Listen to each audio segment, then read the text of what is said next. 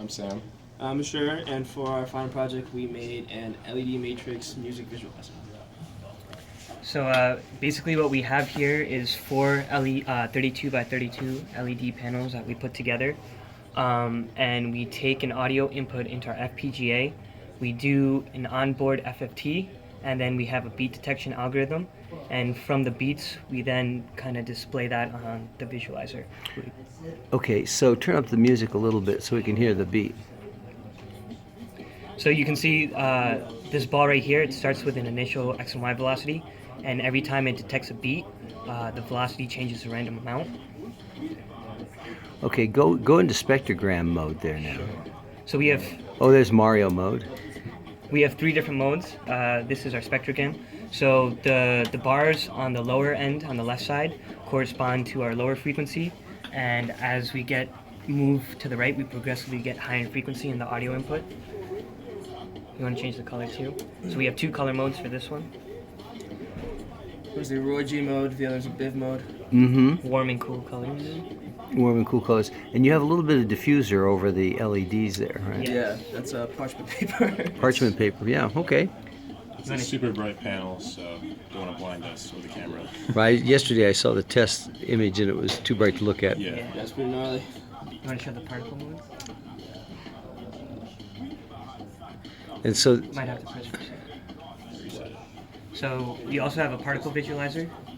Yeah.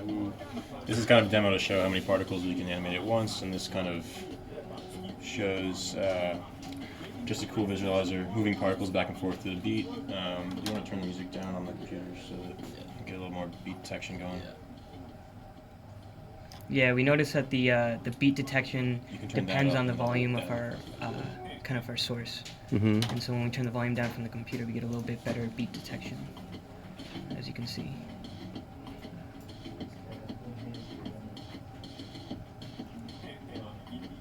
And then we also have some different color modes for that too. Yeah. So we have color modes that break up pretty much the HSV spectrum in different 8 different sections. Mm-hmm. We can show that off.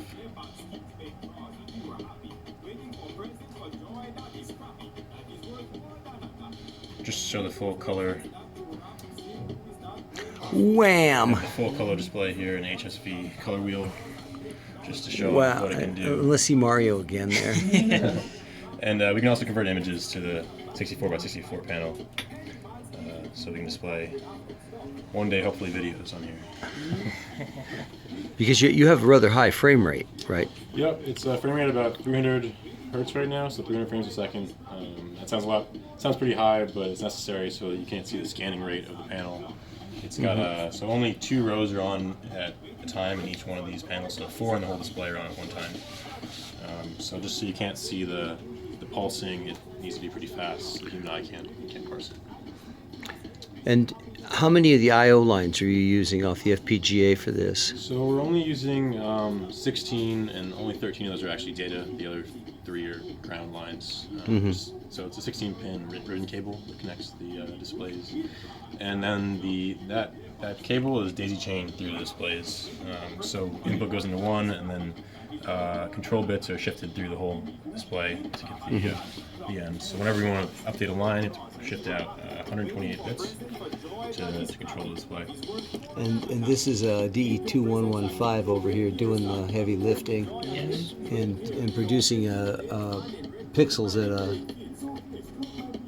high rate out of 40 megahertz plus, you said? It's 20 megahertz. 20 right megahertz. now. Okay.